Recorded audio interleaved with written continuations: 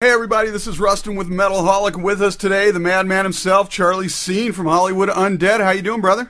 Good. How you doing, Rustin? Absolutely wonderful. The new album is going to be coming out here this week. We're all excited to hear it. I've listened to the whole thing now a few times, and I got to tell you, it's everybody wants to say it's sort of a collision of the first two albums, Swan Song and American Tragedy, but really, there's a lot more progression to it than that. Do you think I'm off base there, or?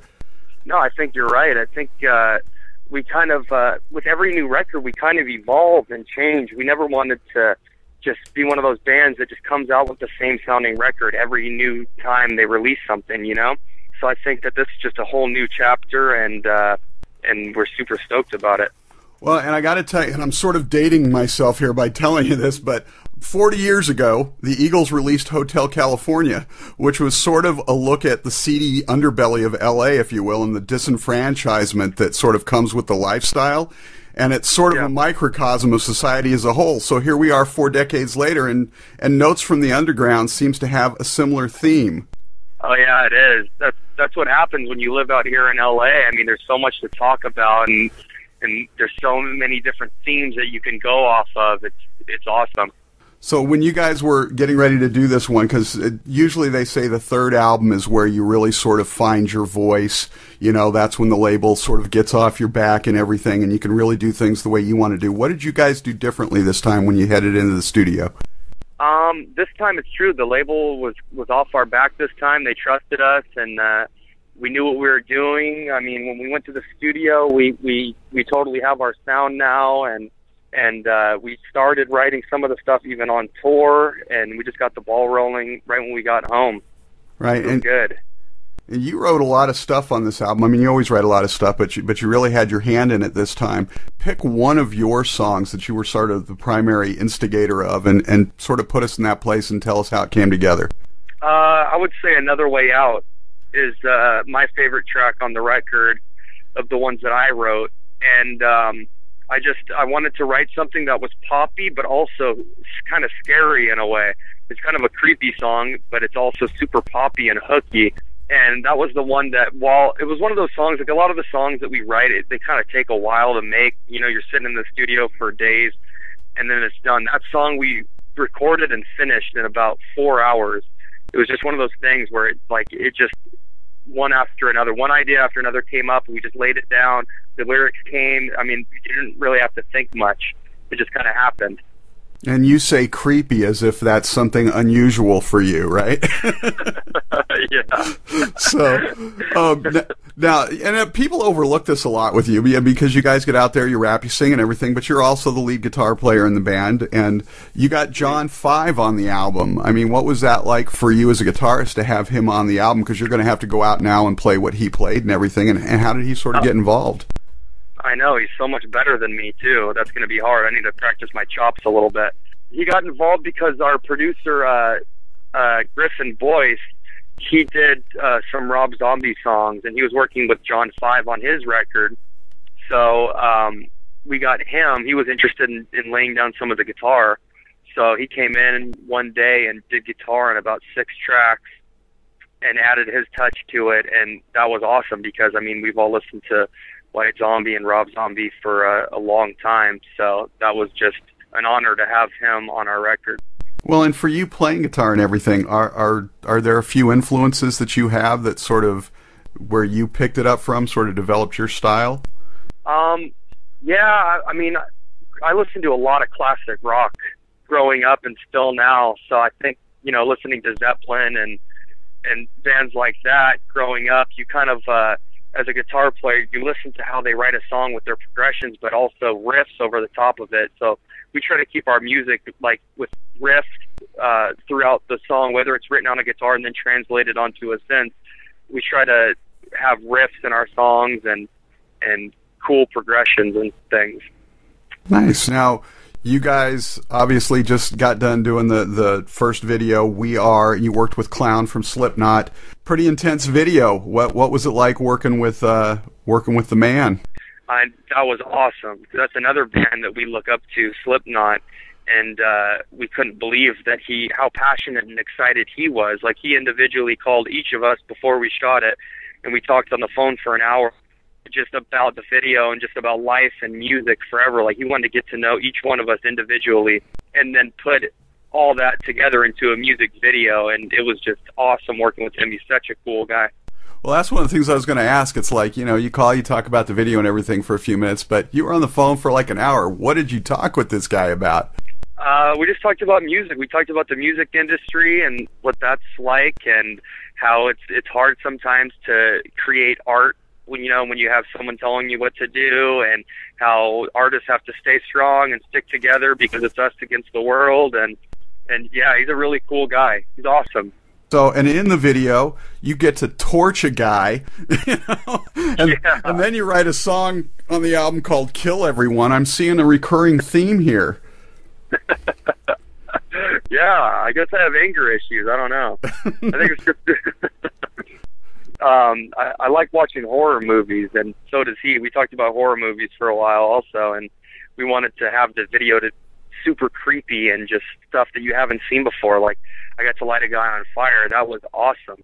The guy, most of the times when you see horror movies, you see, like, when they light the guy on fire, he's wearing like a dummy mask to protect his face, but that guy, he didn't have anything. He just had some jelly put on his face. So that those flames are actually engulfing his entire head, and it was really intense.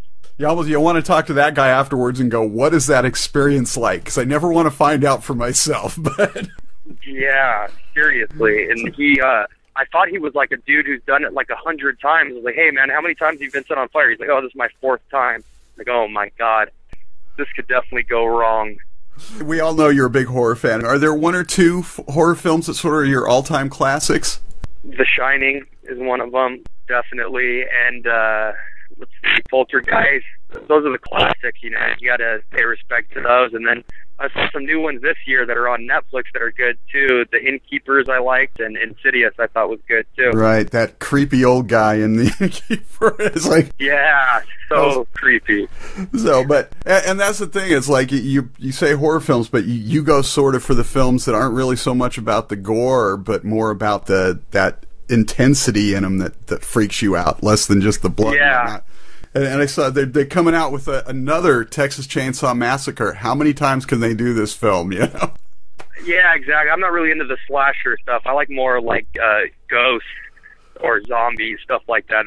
That's better to me. More intensity to it to creep you out. But and I sort of wondered, I don't know why I this came to mind, but I sort of wondered because you guys referenced Black Dahlia on the first album. Do you have sort of a fascination with serial killers? No, not real. I mean, I guess so. Kind of, yeah. I watch documentaries and stuff on that, and that stuff, I don't know, I get too weirded out after watching those. They kind of stay with me. They linger a little bit after I watch them, and yeah, the Black Dahlia murder, that was just, you know, a famous thing that happened in L.A., and right. Yeah. Yeah, that wasn't even a serial killer. It was one murder, but because it was never solved, it stuck with us. But hey, we still got the Zodiac out there somewhere, assuming he's not dead yet. So yeah, that's right. Now, you guys are all over the place musically, but obviously primarily rap with the rock edge is your thing. But you guys have always been so closely identified and united with the metal scene. What's that all about? How does that happen? Honestly, that's one of the things that I wonder too, because our music isn't metal, and whenever we're put on a bill, we're always with these metal bands. It's weird because we have that hip hop side, but when we play shows, there's people moshing to it and beating the hell out of each other. So I don't know. I have no idea what that is, but it's a perfect fit for some reason, and I think that's awesome. Well, and speaking of which, you guys are usually out on pretty big tours, Avenged Sevenfold, stuff like that. You've done a lot of stuff with some really heavy bands, Stone Sour, and gone out on some really good arena tours, you know, big end clubs and whatnot. But my understanding is you guys are going to sort of kick off the release of the album with a small, sort of intimate club tour. Yeah, that's what we want to do. We want to do an intimate thing, you know, just for the hardcore fans. And if they pre-order the album, they get to go to the front of the line, and it's better, you know. You get to interact, and it feels a lot more special when it's at a small place and people are right there, other than an arena filled with people, and you know, people kind of get lost. We try to do that, you know, every time we come out with a new record, play for our hardcore fans and let them be the first ones who are allowed in and put on a show for them. Nice. So, and of course you're skipping over my town, so screw you guys. But no, hopefully you'll get back sometime on the tour. But so, Yeah. what are you into outside of music besides horror films? Something else that I'm into? Let's see. That's a good question. I'm into oh man, movies. I guess directing. I like also directing things. I film my own movies and little short films and stuff. And I've always wanted to get into directing music videos or movies at some point in my life. And so I guess that's another hobby I have. I collect cameras and film things and take pictures and stuff.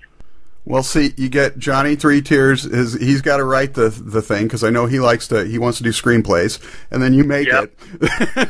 Yeah, exactly. You'll have your own production company there and everything. All right, so exactly. And obviously we're at the beginning of the year. Everybody always asks, but I got to ask you because you're a twisted individual. Any twisted New Year's resolutions for you?